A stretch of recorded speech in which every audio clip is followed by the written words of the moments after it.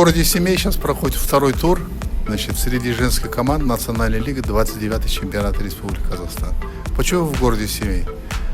Во-первых, по назначению должны были проходить в Усть-Каменогорске. Но руководство Восточного Казахстана решили тур перенести в город Семей.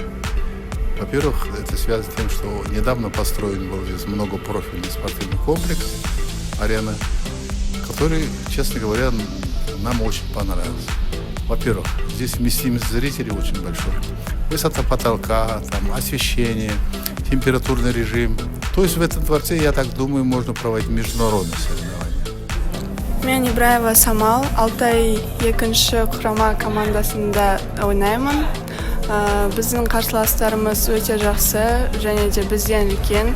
Біздің командалар 18 жастан 20 жасқа дейін ғана, одан да кішілері бар.